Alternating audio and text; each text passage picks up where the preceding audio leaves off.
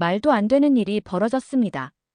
미국의 한 고등학교에서 교수님도 풀지 못한 문제를 한 동양인 학생이 단번에 풀어 전교생들의 탄성을 자아내고 있는데요. 과연 이 동양인의 정체가 무엇인지 오늘의 사연 시작합니다. 영상 시작 전 구독과 좋아요는 제작에 큰 힘이 됩니다. 안녕하세요.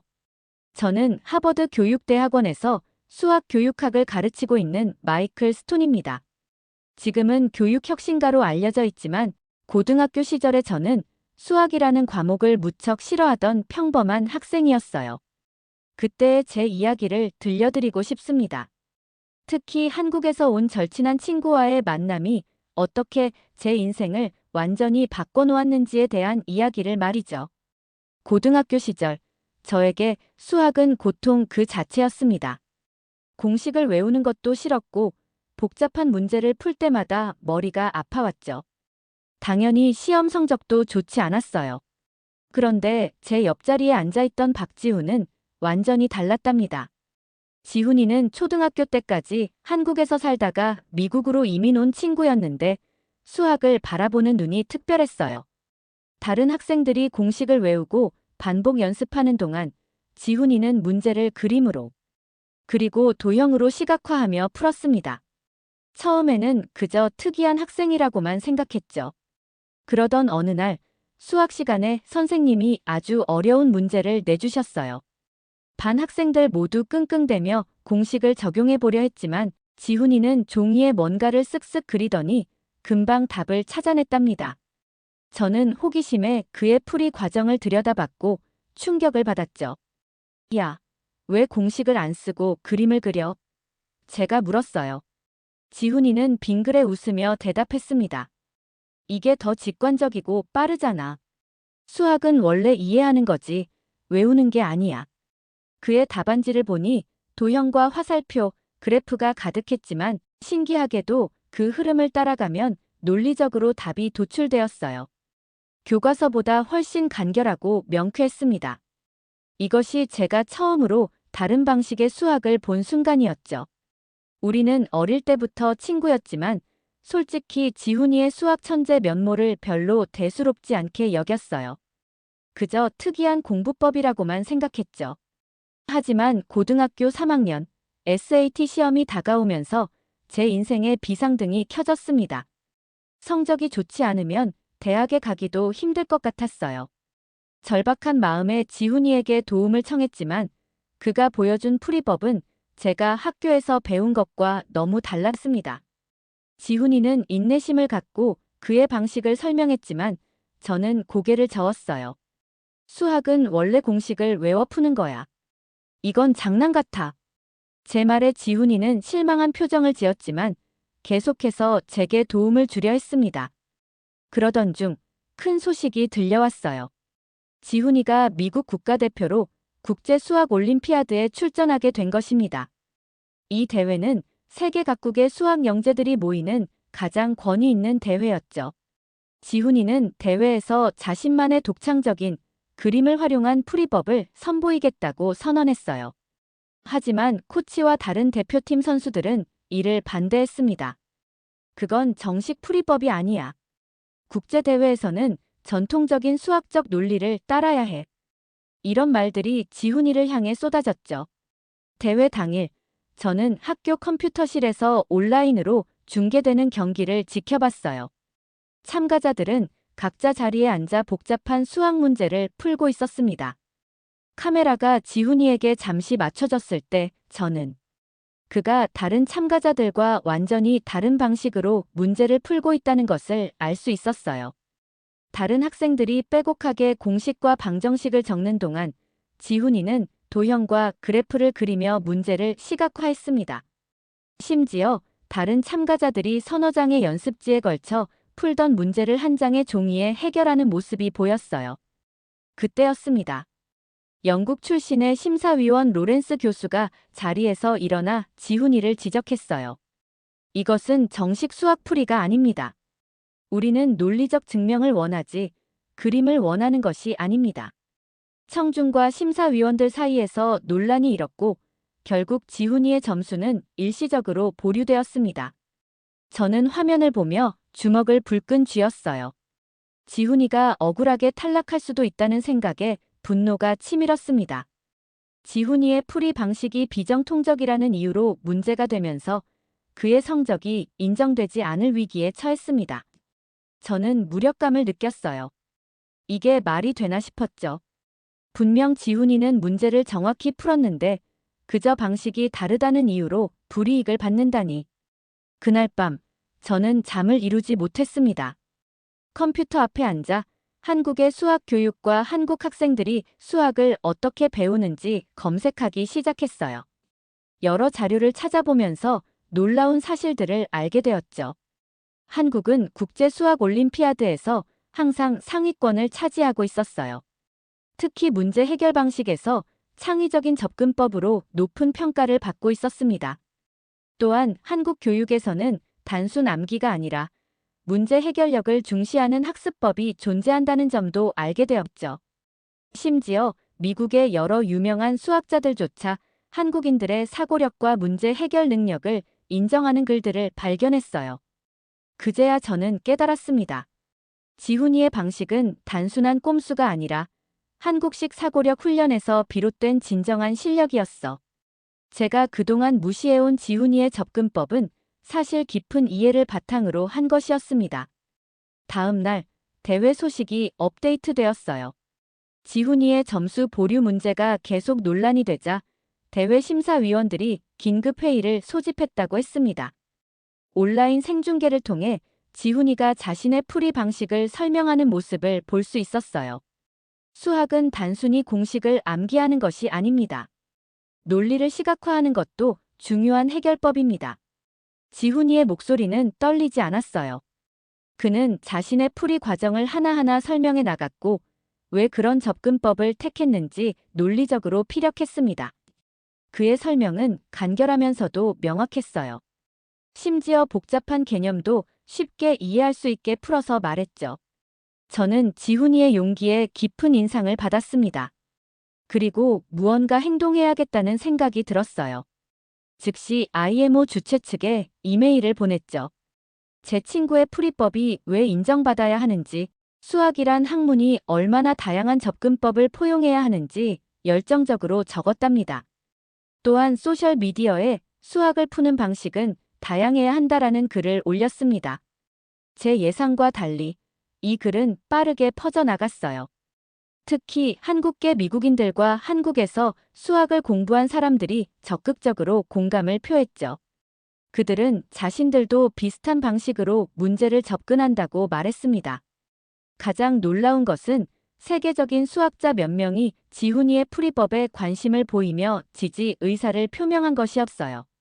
그들은 진정한 수학적 사고란 형식에 얽매이지 않는 것이라고 주장했죠. 사흘간의 격렬한 토론 끝에 드디어 기다리던 소식이 들려왔어요. 대회 측이 지훈이의 풀이를 정식으로 인정하기로 결정했다는 것입니다. 저는 너무 기뻐서 자리에서 펄쩍 뛰었답니다. 지훈이에게 즉시 문자를 보냈어요. 축하해. 내 방식이 인정받았어. 지훈이의 답장이 왔습니다. 고마워, 마이클. 내가 없었다면 불가능했을 거야. 제가요? 제가 뭘 했다고 그런 말을 하는 걸까요? 나중에 알고 보니 제가 시작한 온라인 캠페인이 대회 측의 결정에 영향을 미쳤다고 했어요. 세상에, 제가 정말 무언가를 바꿀 수 있다는 사실이 너무 신기했습니다. 며칠 후 대회 최종 결과 발표 날이 왔어요. 저는 학교 친구들과 함께 강당에 모여 생중계를 지켜봤습니다. 모두가 긴장된 표정으로 화면을 응시했어요. 발표자가 마이크 앞에 섰습니다. 2024년 국제수학올림피아드 우승자를 발표하겠습니다. 저는 숨을 죽이고 기다렸어요. 가슴이 쿵쾅거렸습니다. 우승자는 미국 대표 박지훈 선수입니다. 강당에서는 환호성이 터져 나왔어요. 저는 자리에서 벌떡 일어나 소리쳤습니다. 내 절친이 세계 최고의 수학자가 됐다. 화면에는 놀란 표정의 지훈이가 보였어요. 그는 천천히 단상으로 올라가 트로피를 받았습니다. 카메라가 로렌스 교수의 얼굴을 비췄는데 처음에는 불만스러운 표정이었지만 결국 박수를 치는 모습이 보였어요. 나중에 로렌스 교수의 인터뷰가 방송되었습니다. 나는 틀렸다. 수학은 정형화된 방식이 아니라 창의적인 사고를 통해 발전하는 학문이었다. 박지훈 군의 접근법은 우리에게 새로운 시각을 제시했다. 저는 그날 밤 오랜만에 편안하게 잠들 수 있었습니다. 제 친구가 세계를 상대로 자신의 가치를 증명해냈으니까요. 그리고 어쩌면 저도 그 과정에 작은 도움을 줬을지 모른다는 생각에 가슴이 뿌듯했어요. 지훈이가 미국으로 돌아오는 날, 저는 공항에서 그를 맞이했어요. 트로피를 든 지훈이의 모습은 정말 자랑스러웠습니다. 주변에는 취재진도 몇 명 있었지만 지훈이는 여전히 겸손한 모습이었죠. 카메라 플래시가 터질 때마다 어색한 미소를 지었는데 그 모습이 너무 지훈이다웠답니다. 학교로 돌아오자 모두가 지훈이를 영웅처럼 대해주었어요. 교장 선생님은 특별 조회를 열어 지훈이의 성과를 축하했고 수학 선생님은 눈물을 글썽이며 자랑스럽다고 말씀하셨죠. 모든 관심이 지훈이에게 쏠리는 동안 저는 조용히 뒤에서 그 모습을 지켜보았습니다. 대회가 끝난 지 일주일 후 우리는 학교 뒤 작은 공원 벤치에 앉아 있었어요. 저는 궁금증을 참지 못하고 물었죠. 그런데 넌 어떻게 그렇게 수학을 잘하게 된 거야? 지훈이는 잠시 하늘을 바라보더니 말했습니다. 한국에서는 어릴 때부터 수학을 논리적 사고로 접근해. 그냥 공식을 외우는 게 아니라 수학을 이해하려고 노력하는 거야. 그의 설명에 따르면 한국에서는 문제를 다양한 각도에서 바라보고 여러 가지 풀이법을 시도해보는 훈련을 많이 한다고 했어요. 특히 초등학교 때부터 수학의 원리를 그림과 도형으로 이해하는 방식을 배운다고 했죠. 나에게 수학은 그냥 암기 과목이 아니라 퍼즐 게임 같은 거였어. 문제를 보면 머릿속에 그림이 그려지고 그 그림을 따라가다 보면 답이 나오는 거지. 지훈이의 말은 제게 새로운 세계를 보여주었습니다. 그동안 저는 수학을 단순히 외워서 풀어야 하는 지루한 과목으로만 여겼는데 이제는 다른 시각에서 바라보게 되었죠. 그날 이후로 저는 지훈이에게 그의 방식을 더 자세히 가르쳐 달라고 부탁했어요. 처음에는 어려웠답니다. 오랫동안 굳어진 사고방식을 바꾸는 것은 결코 쉽지 않았어요. 하지만 지훈이는 인내심을 갖고 저를 도와주었습니다. 간단한 문제부터 시작해서 점점 복잡한 문제로 나아가며 그림을 활용한 풀이법을 하나하나 알려주었죠. 놀랍게도 이 방식은 효과가 있었습니다. 수학 문제가 더 이상 무작위의 숫자와 기호들의 나열이 아니라 해독 가능한 그림으로 보이기 시작했어요. 한 달이 지나자 제 수학 성적은 눈에 띄게 향상되었고 2달 후에는 반에서 상위권에 들게 되었죠. 지훈이의 방식을 배우면서 가장 놀라웠던 점은 수학에 대한 제 태도의 변화였어요. 전에는 수학 시간이 오면 가슴이 답답하고 시계만 쳐다봤는데 이제는 새로운 문제를 만날 때마다 흥미진진한 도전으로 느껴지기 시작했습니다. 마치 복잡한 미로를 하나씩 해결해 나가는 것 같은 기분이었죠. 지훈이와 저는 점점 더 많은 시간을 함께 보냈어요. 주말에는 도서관에서 만나 다양한 수학 문제집을 풀었고 방과 후에는 빈 교실에서 서로의 풀이법을 공유했죠. 때로는 아이디어가 떠오르지 않아 몇 시간이고 한 문제에 매달리기도 했습니다. 하지만 결국 해결책을 찾았을 때의 그 기쁨은 말로 표현할 수 없을 정도였어요. 우리의 노력은 열매를 맺었습니다. 그해 SAT에서 저는 수학 영역에서 거의 만점에 가까운 점수를 받았어요. 선생님들도 제 변화에 놀라워했고 부모님은 믿을 수 없다는 표정으로 성적표를 몇 번이나 확인하셨죠. 그러나 더 중요한 것은 제가 수학을 바라보는 방식이 완전히 달라졌다는 점이었습니다. 수학은 더 이상 두려운 과목이 아니었어요. 오히려 제가 이해하고 즐길 수 있는 아름다운 논리의 세계로 느껴졌죠. 고등학교 졸업이 다가오면서 지훈이와 저는 종종 미래에 대해 이야기했습니다. 지훈이는 이미 여러 명문 대학에서 장학금 제안을 받은 상태였고 저 역시 몇몇 좋은 대학에서 합격 통지를 받았어요. 어느 날 지훈이가 흥미로운 제안을 했습니다. 우리가 배운 것을 다른 학생들에게도 가르쳐 보면 어떨까? 한국식 수학 사고법을 미국 학생들에게 소개하는 거야. 그 아이디어는 제게 번개처럼 와닿았어요. 우리가 경험한 변화를 다른 학생들도 경험할 수 있다면 얼마나 좋을까요? 특히 저처럼 수학을 어려워하는 학생들에게 새로운 접근법을 제시한다면 그들의 학업 생활이 완전히 달라질 수도 있을 것이었죠. 그렇게 우리는 다른 시각으로 보는 수학 프로젝트를 시작했어요. 처음에는 학교 도서관에서 몇몇 후배들을 대상으로 소규모 스터디 그룹을 운영했습니다. 우리가 개발한 교재와 지훈이가 한국에서 가져온 참고 자료들을 활용해 수업을 진행했죠. 이 작은 시작이 나중에 제 인생의 방향을 완전히 바꿔놓을 줄은 그때 전혀 몰랐답니다. 단순히 친구를 돕고 싶은 마음에서 시작된 일이 나중에는 수천 명의 학생들에게 영향을 미치는 교육 혁신으로 발전하리라고는 상상도 못했죠. 돌이켜보면 고등학교 시절의 그 만남이 제 인생의 가장 중요한 전환점이었다고 생각됩니다. 한국에서 온 수학 천재 친구를 만나지 않았다면 저는 아마도 평생 수학을 두려워하며 살았을 거예요. 하지만 지훈이 덕분에 저는 단지 수학만이 아니라 세상을 바라보는 새로운 관점을 얻게 되었죠. 제4장. 우리의 스터디 그룹은 생각보다 빠르게 확장되었어요. 처음에는 5명의 후배들로 시작했는데 일주일 만에 참가 인원이 20명으로 늘어났습니다. 소문이 퍼지면서 다른 학교 학생들까지 참여하게 되었죠.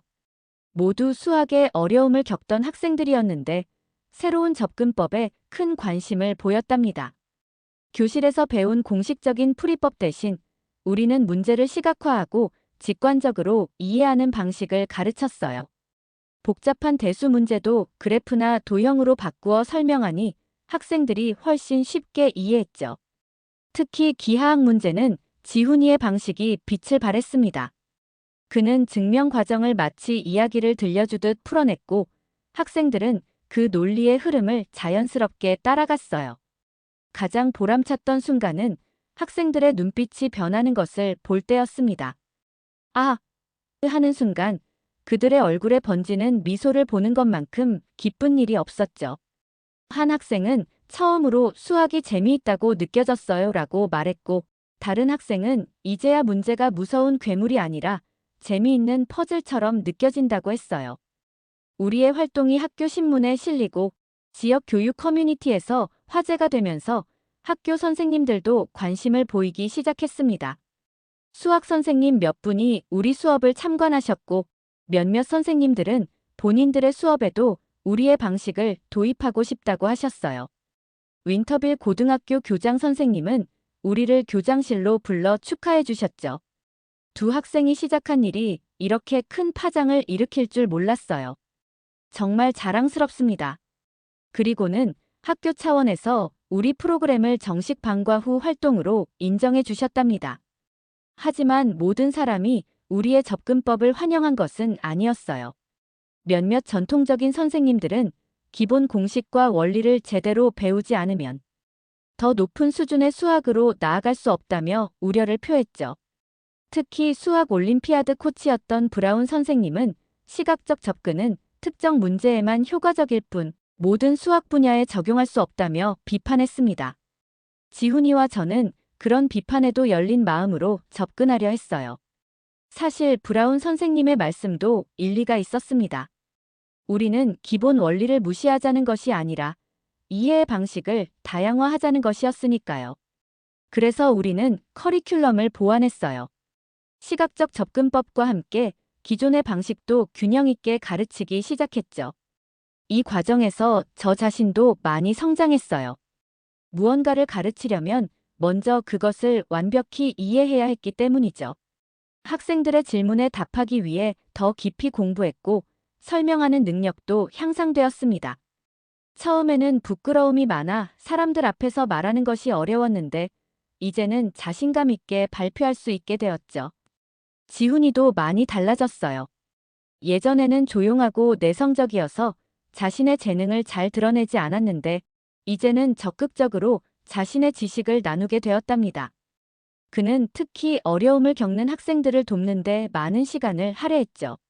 한 번은 한 학생이 개념을 이해하지 못해 포기하려 할 때 지훈이가 3시간 동안 앉아서 끈기 있게 설명해 준 적도 있었습니다. 우리의 프로젝트는 점점 더 체계적으로 발전했어요.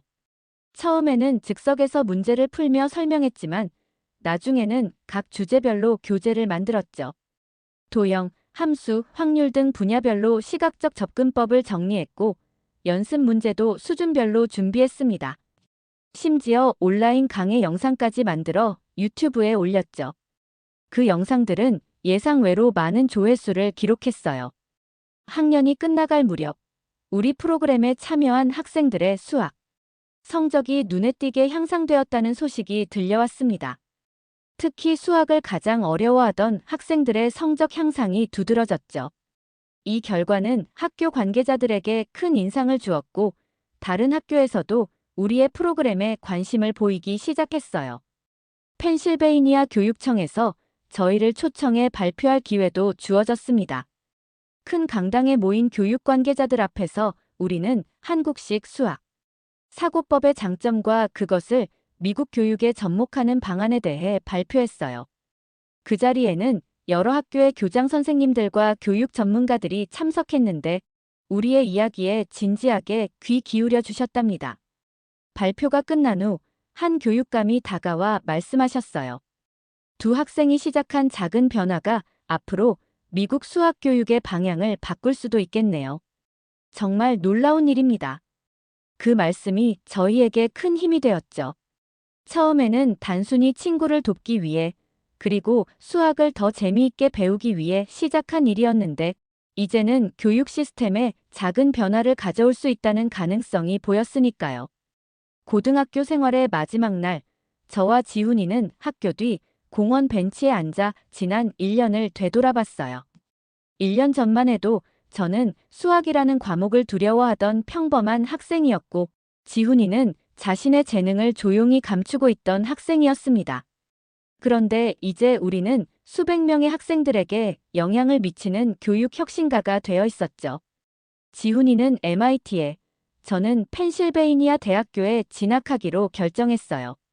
서로 다른 학교에 가게 되어 아쉬웠지만 우리는 방학 때마다 만나 프로젝트를 계속 발전시키기로 약속했습니다. 그리고 각자의 대학에서도 비슷한 스터디 그룹을 시작하기로 했죠. 고등학교 졸업식 날, 우리는 각자의 가족들과 함께 사진을 찍었어요. 지훈이의 부모님은 아들이 미국에서 이렇게 의미 있는 일을 하고 있다는 사실에 무척 자랑스러워 하셨습니다. 제 부모님도 마찬가지였고요. 저는 그때 처음으로 생각했어요. 서로 다른 문화에서 온 우리가 만나 서로의 장점을 배우고 나눔으로써 더 나은 것을 만들어낼 수 있다는 것을요. 그날 밤 졸업 파티에서 많은 친구들이 우리에게 고마움을 표했습니다. 너희 덕분에 수학이 더 이상 악몽이 아니게 됐어. 대학에서도 꼭 이 프로그램을 계속해줘.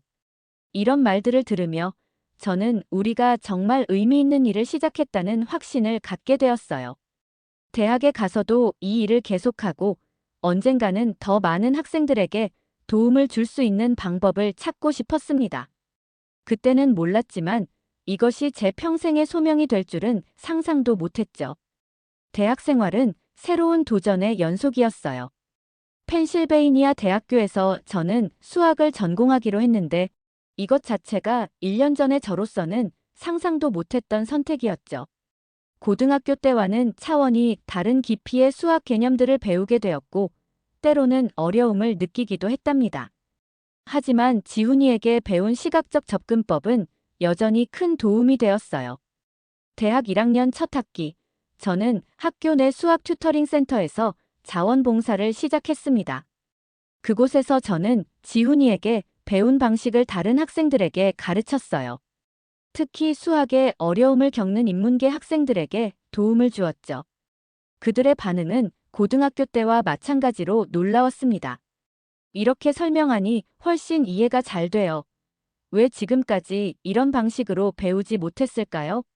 라는 말들이 저에게 큰 보람을 주었어요. 학기가 끝날 무렵 수학과 교수님 한 분이 저를 연구실로 부르셨습니다. 교수님은 제가 튜터링 센터에서 사용하는 독특한 교수법에 관심을 보이셨죠. 학생들 사이에서 소문이 자자해요. 스톤 씨의 방식으로 배우면 수학이 쉬워진다고요. 저는 그 자리에서 지훈이와 함께 개발한 접근법에 대해 설명드렸고, 한국식 수학 교육에서 영감을 받았다는 점도 말씀드렸어요. 교수님은 큰 관심을 보이시며 다음 학기에 개설될 수학교육혁신 세미나에 참여해보지 않겠냐고 제안하셨습니다. 저는 기쁘게 수락했죠. 방학 때는 지훈이와 함께 온라인으로 우리의 프로젝트를 계속 발전시켰어요. 지훈이는 MIT에서도 비슷한 스터디 그룹을 시작했고, 그곳에서의 경험과 새로운 아이디어를 공유했습니다. 우리는 다른 시각으로 보는 수학 웹사이트를 만들어 온라인 강의와 교재를 무료로 배포하기 시작했죠. 소셜미디어를 통해 알려지면서 사이트 방문자 수는 빠르게 증가했어요. 2학년이 되자 저는 교육학 수업도 함께 듣기 시작했습니다. 수학의 내용뿐만 아니라 그것을 효과적으로 가르치는 방법에도 관심이 생겼거든요.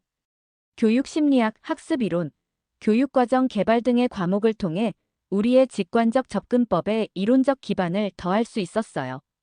그러던 중 저희 대학의 교육학과에서 대안적 수학 교육 방법론에 관한 연구 프로젝트를 시작한다는 소식을 들었습니다. 저는 즉시 참여 의사를 밝혔고 연구 조교로 선발되었죠. 이 프로젝트에서 저는 필라델피아 지역의 여러 공립학교와 협력하여 다양한 교수법의 효과를 측정하는 일을 담당했어요. 연구 과정에서 저는 많은 것을 배웠습니다. 특히 학생들의 배경과 학습 스타일에 따라 효과적인 접근법이 다르다는 점을 깨달았어요. 어떤 학생들은 시각적 접근에 더 잘 반응했고, 다른 학생들은 체험 학습이나 이야기 기반 접근법에 더 큰 효과를 보였죠. 저는 이런 다양성을 고려한 더 포괄적인 교육 방법을 개발하기 시작했습니다. 연구 결과는 매우 긍정적이었어요. 특히 한국식 시각적 접근법과 미국식 토론 중심 교육을 결합한 하이브리드 모델이 가장 좋은 성과를 보였습니다. 이 결과는 교육학 저널에 게재되었고, 저는 학부생으로서는 드물게 논문의 공동 저자가 되었죠. 3학년이 되자 지훈이와 저는 더 큰 꿈을 꾸기 시작했어요. 단순히 학교 내 활동을 넘어 더 광범위한 영향력을 가질 수 있는 방법을 찾고 싶었습니다. 그래서 우리는 수학사고력혁신재단을 설립하기로 결정했죠. 목표는 한국식 수학사고법과 미국 교육 시스템의 장점을 결합한 새로운 교육 방법론을 개발하고 보급하는 것이었어요. 재단 설립 초기에는 많은 어려움이 있었답니다. 자금 조달부터 법적 절차, 인력 확보까지 모든 것이 도전이었죠. 하지만 우리의 비전에 공감하는 많은 분들의 도움으로 조금씩 앞으로 나아갈 수 있었어요. 특히 몇몇 교육재단과 기업들이 후원을 약속해 주었고, 은퇴한 수학 교수님들이 자문위원으로 참여해 주셨습니다.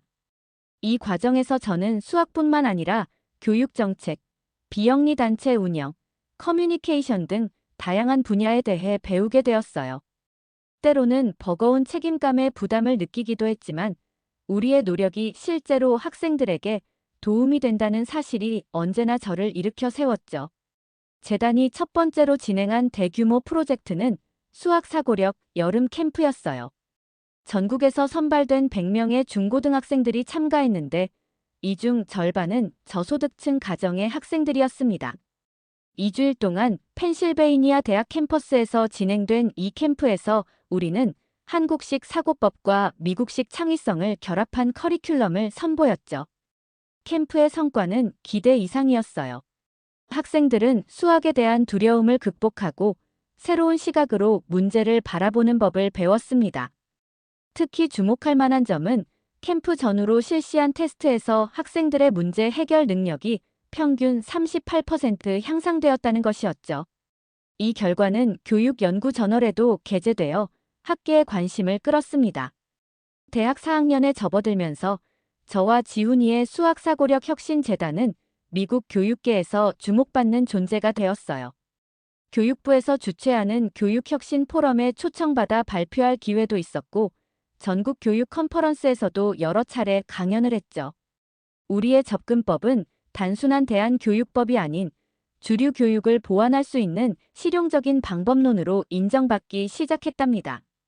특히 기억에 남는 일은 워싱턴 D.C.에서 열린 미래 교육 정책 세미나였어요.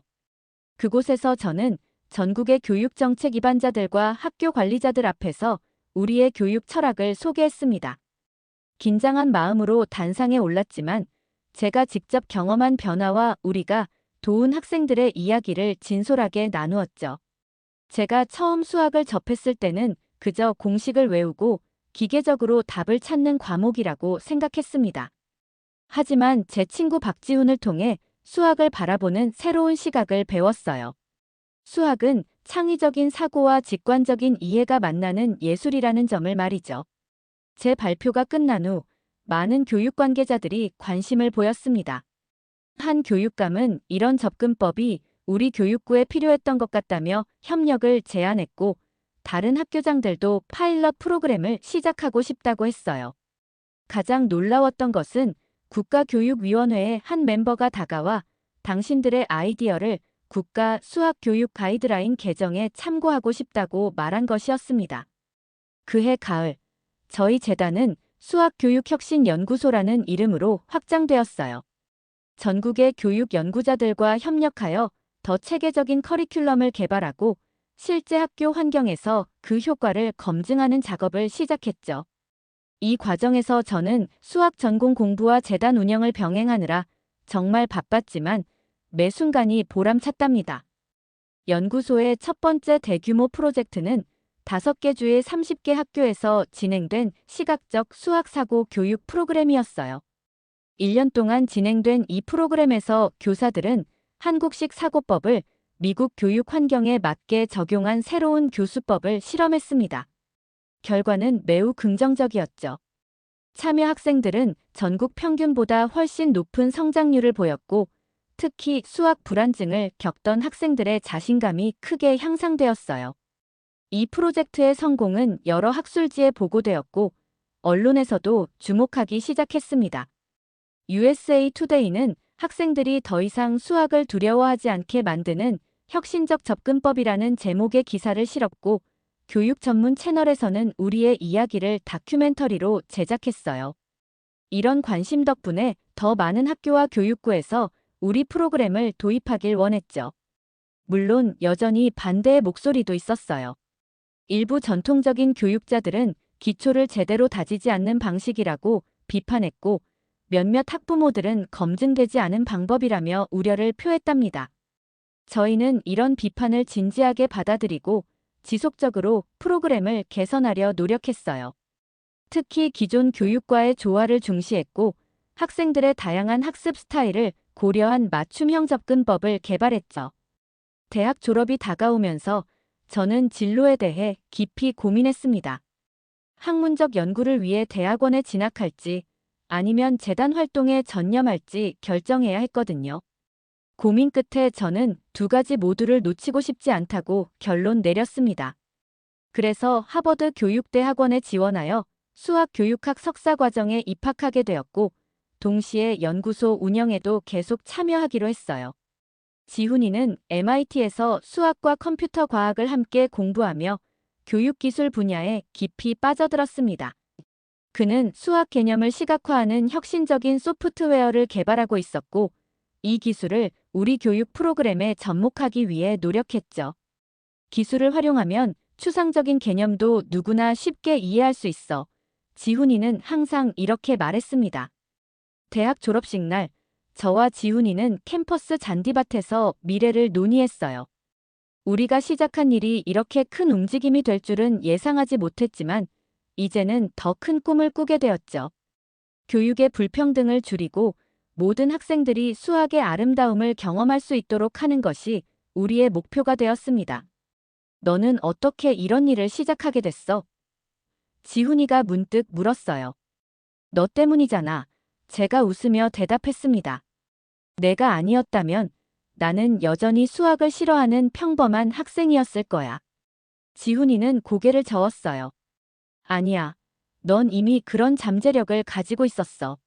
내가 한 일은 그저 다른 관점을 보여준 것뿐이지. 그의 말에 저는 잠시 생각에 잠겼습니다.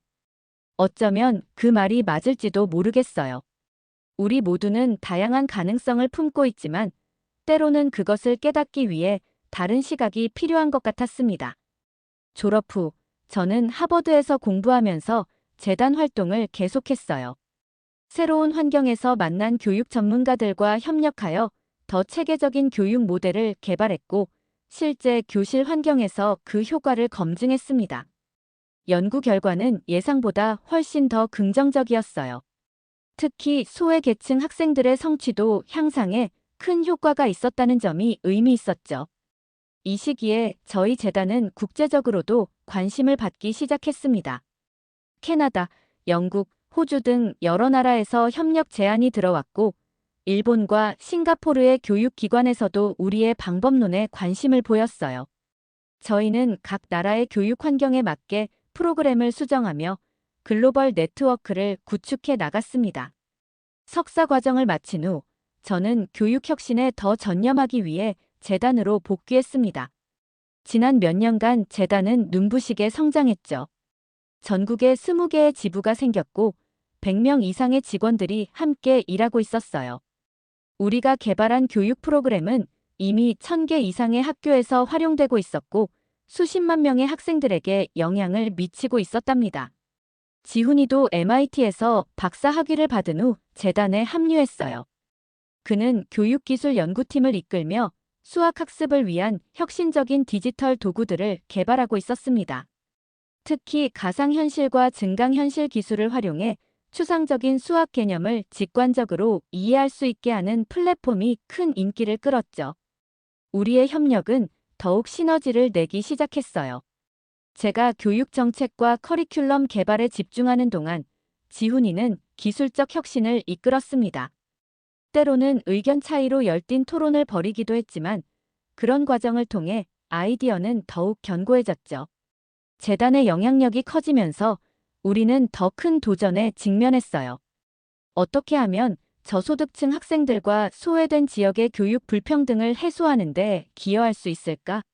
이 문제에 대한 해답을 찾기 위해 우리는 교육평등 이니셔티브를 출범시켰습니다. 이 프로젝트는 자원이 부족한 학교들에 무료로 교육 자료와 교사 연수 프로그램을 제공하는 것이었어요. 또한 우수한 저소득층 학생들을 위한 장학금 제도도 마련했죠. 첫 해에만 100개 학교, 1000명 이상의 학생들이 이 프로그램의 혜택을 받았답니다. 프로그램의 성공 사례 중 특히 기억에 남는 것은 디트로이트의 한 공립학교였습니다.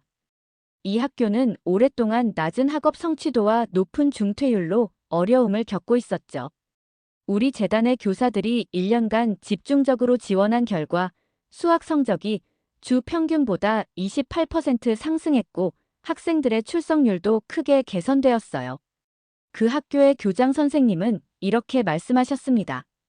이 아이들에게 필요했던 것은 단순히 더 많은 문제집이나 연습이 아니었어요. 그들에게는 수학을 이해하고 즐길 수 있는 새로운 방법이 필요했죠. 당신들의 프로그램은 정확히 그것을 제공해 주었습니다. 이런 성공 사례들은 저희에게 큰 힘이 되었지만 동시에 더 큰 책임감도 가져다 주었어요. 더 많은 학생들에게 도움을 주기 위해 우리는 온라인 교육 플랫폼을 구축하기 시작했습니다. 이 플랫폼은 지훈이의 기술적 전문성과 제 교육학적 접근법이 결합된 결과물이었죠. 매스비전이라 이름 붙인 이 플랫폼은 학생들이 자신의 학습 속도와 스타일에 맞게 수학을 배울 수 있도록 설계되었어요. 인공지능 기술을 활용해 각 학생의 강점과 약점을 분석하고 그에 맞는 맞춤형 학습 경로를 제공했죠. 또한 시각화 도구와 게임 요소를 접목해 학습 과정을 재미있게 만들었습니다. 플랫폼 출시 첫 달에만 5만 명 이상의 학생들이 가입했고 사용자 만족도 조사에서도 높은 평가를 받았습니다. 특히 농촌 지역과 교육 자원이 부족한 지역의 학생들에게 큰 도움이 되었다는 피드백이 많았어요. 한 학생은 이렇게 말했죠. 우리 학교에는 수학 선생님이 한 명뿐이라 개인적인 도움을 받기 어려웠는데 이 프로그램 덕분에 처음으로 수학을 제대로 이해하게 되었어요. 우리의 활동이 확장되면서 자연스럽게 국제적인 협력도 늘어갔어요. 특히 한국의 교육기관들과의 교류는 매우 의미 있었습니다. 지훈이의 모국인 한국에서도 우리의 접근법에 관심을 가져주시니 더욱 뜻깊었죠.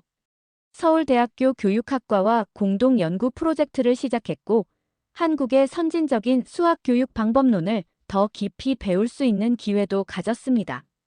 이 시기에 제가 가장 자랑스럽게 생각하는 성과는 수학교육 정책 포럼을 창설한 것이었습니다. 이 포럼은 교육자, 정책 기반자, 연구자, 기업가들이 모여 수학 교육의 미래를 논의하는 장이었죠. 첫 번째 포럼은 워싱턴 D.C.에서 개최되었고 300명 이상의 참가자들이 모였어요. 다양한 배경을 가진 사람들이 함께 모여 수학 교육의 혁신을 위한 로드맵을 그리는 과정은 정말 값진 경험이었습니다. 포럼에서 가장 열띤 토론을 불러일으킨 주제는 평가 방식의 혁신이었어요. 기존의 표준화된 시험이 학생들의 진정한 수학적 이해와 문제 해결 능력을 측정하는 데 한계가 있다는 데 많은 참가자들이 동의했어요. 우리는 더 포괄적이고 다면적인 평가 시스템을 개발하기 위한 태스크포스를 구성했고 1년 후에는 구체적인 대안 모델을 발표할 수 있었습니다. 이 모든 활동을 하는 동안 저는 종종 고등학교 시절로 돌아가 생각했어요. 그때 저는 단지 SAT 점수를 올리기 위해 수학을 공부했고 진정한 이해보다는 공식 암기에 집중했습니다. 지훈이를 만나지 않았다면 저는 평생 수학을 두려워하고 회피하는 사람으로 살았을지도 모르겠어요. 이런 생각을 하면서 저는 더 많은 학생들에게 지훈이와 같은 영향력을 줄 수 있는 멘토링 프로그램을 구상하게 되었습니다. 수학 멘토 네트워크라 이름 붙인 이 프로그램은 수학에 재능이 있는 학생들을 어려움을 겪는 학생들과 연결해주는 것이었어요. 우리는 멘토들에게 효과적인 가르침의 방법을 훈련시키고 온라인 플랫폼을 통해 전국적인 네트워크를 구축했답니다. 프로그램이 시작된 지 6개월 만에 1000쌍 이상의 멘토-멘티 관계가 형성되었고 그 결과는 기대 이상이었어요. 멘티들의 수학 성적이 향상되었을 뿐만 아니라 멘토로 활동한 학생들도 리더십과 의사소통 능력이 크게 발전했다고 보고했습니다. 이 프로그램은 나중에 올해의 교육혁신상을 수상하기도 했죠. 재단을 설립한 지 10년이 되던 해 저희는 뜻깊은 행사를 준비했어요. 수학교육혁신 10주년 기념 컨퍼런스라는 이름으로 전 세계에서 1000명 이상의 교육자들과 연구자들이 참석했죠.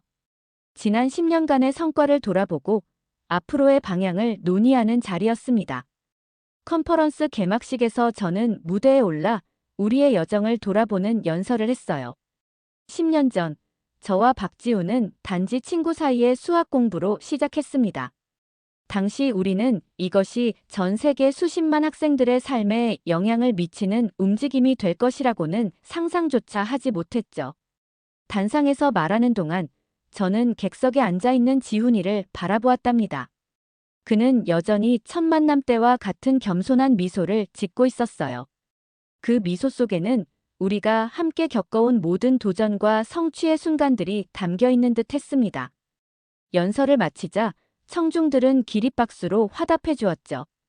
그 순간 저는 우리의 노력이 정말 가치 있었다는 확신을 갖게 되었어요. 수학 교육의 새로운 패러다임을 만들어가는 과정에 수많은 사람들이 동참해 주었고 그 결과 실제로 많은 학생들의 삶이 변화되었으니까요. 컨퍼런스에서는 특별한 순간도 있었습니다.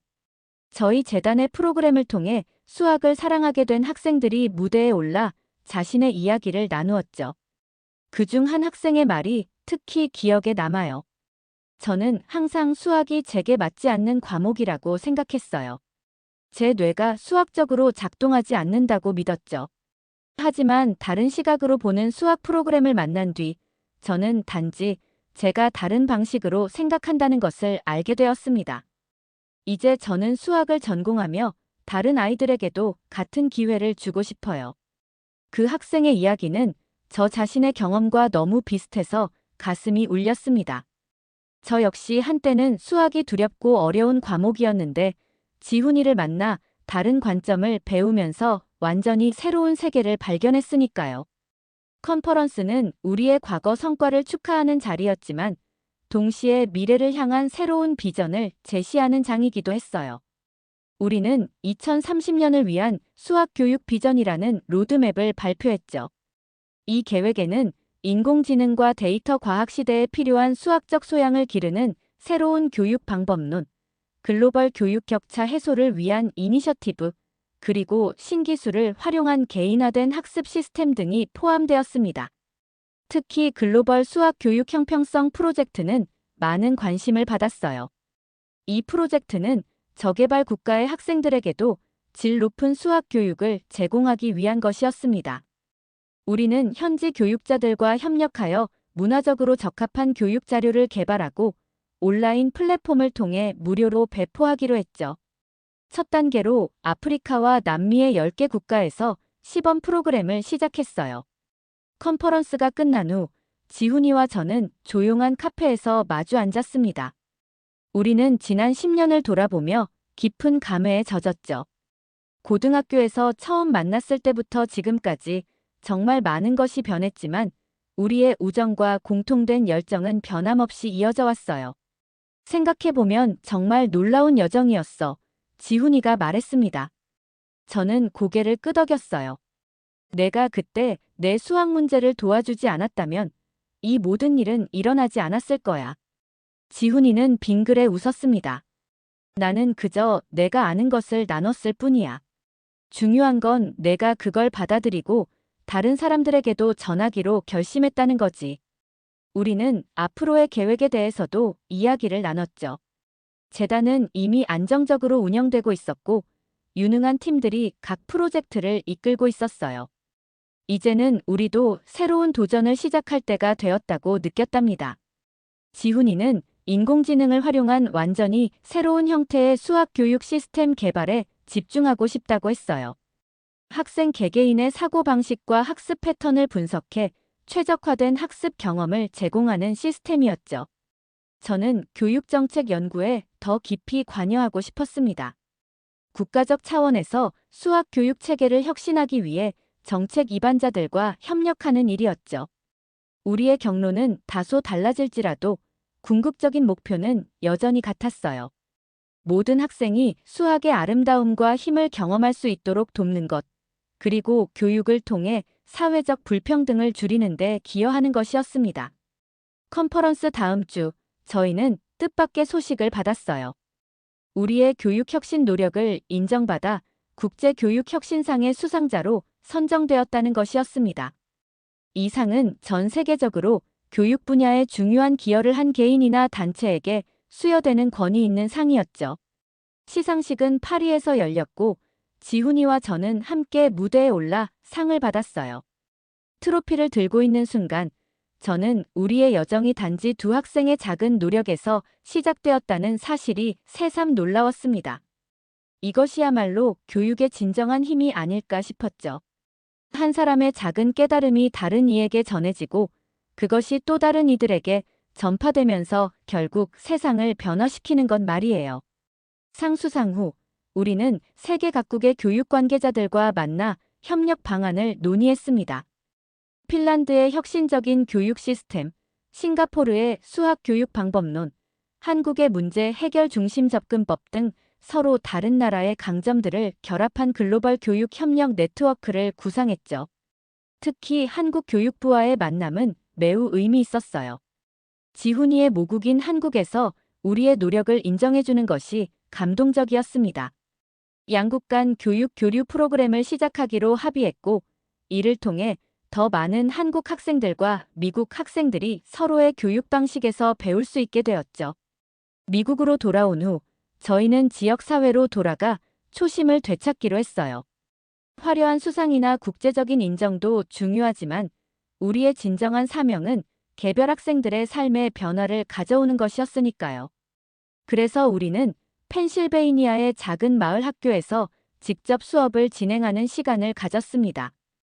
그곳에서 만난 학생들의 순수한 호기심과 배움의 즐거움은 저희에게 큰 영감을 주었어요. 한 학생이 처음으로 복잡한 문제를 해결했을 때 번쩍이는 눈빛, 다른 학생이 이제 이해가 돼요. 라고 외치는 순간. 이런 작은 순간들이 우리가 이 길을 걷는 이유였답니다. 학년이 끝날 무렵 그 학교 선생님들과 학생들이 작은 축하 파티를 열어주었어요. 한 학생이 다가와 쑥스러운 듯 말했죠. 선생님들 덕분에 제가 수학을 좋아하게 되었어요. 커서 저도 수학 선생님이 되고 싶어요. 그 말을 들으며 저는 제 인생의 선택에 대해 단 한순간도 후회한 적이 없다는 것을 깨달았습니다. 15살 때 우연히 만난 한국인 친구 덕분에 시작된 이 여정은 제 삶을 완전히 바꿔놓았고, 이제는 다른 많은 사람들의 삶에도 영향을 미치고 있었으니까요. 오늘날 저희 재단은 계속해서 성장하고 있어요. 전 세계 40개국에서 프로그램이 운영되고 있고, 매년 100만 명 이상의 학생들이 우리의 교육 방법론을 경험하고 있습니다. 하지만 저에게 가장 소중한 것은 여전히 그 첫 번째 순간, 지훈이가 저에게 다른 방식으로 수학을 바라보는 법을 가르쳐준 그 순간이죠. 저는 종종 이런 생각을 해봅니다. 인생은 때로 우연한 만남에 의해 완전히 바뀔 수 있다고요. 그리고 그런 만남에서 받은 영감을 다른 이들과 나눌 때 그것은 끝없이 퍼져나가 세상을 조금씩 변화시킬 수 있다고 말이죠.